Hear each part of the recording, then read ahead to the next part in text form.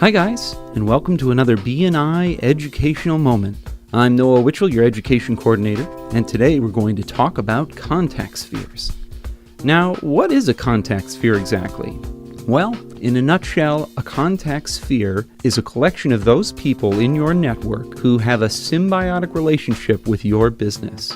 In other words, they are not in the exact same industry that you are, but they share a lot of the same customers that you do.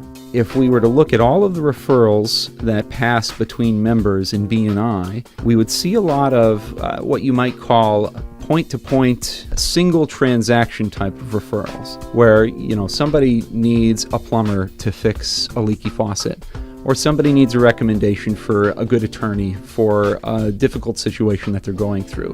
Those referrals are great, and they can be very beneficial to our businesses, but they oftentimes are sort of tit for tat in terms of the effort that you have to apply to them and the return on investment. You get that referral and you put in the effort to make that referral happen, and you get a return on investment by doing business with them. But then that's kind of the end of the line. Yes, you give exceptional service and you would hope that they would pass your name along to other people, but sometimes it happens and sometimes it doesn't. Sometimes it might be years before that ever pays off any sort of dividend. And so a really awesome way to get a great return on investment for basically the same amount of effort applied is to really work your contact sphere and really think about those people who are not in the exact same industry with you, in other words, competing with you, but who are sort of working alongside you and offering a service that your customer would really need, because the odds are their customers really need your service and you guys can do a lot of business back and forth.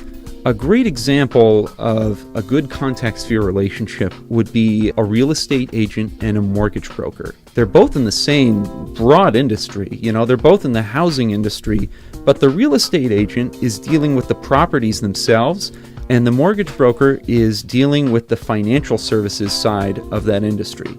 So they're not fighting over customers. They're not competing to try and get the same person for the same service, but they are dealing with the same clients for two different aspects of the same transaction. And why that's so beneficial is that if they form a partnership, they're basically doubling the opportunities for business between the two of them. When that real estate agent has a referral come in the door, it's really a referral for both the real estate agent and the mortgage broker. They can both do business with that person. And if the mortgage broker gets a referral through the door, they've got a great real estate agent that they can point a potential buyer to. And so in that sense, it's two referrals for the price of one.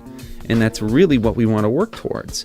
If you work on your contact sphere, you get this nice overlap of customers that you can pass back and forth so that you both benefit from the relationship.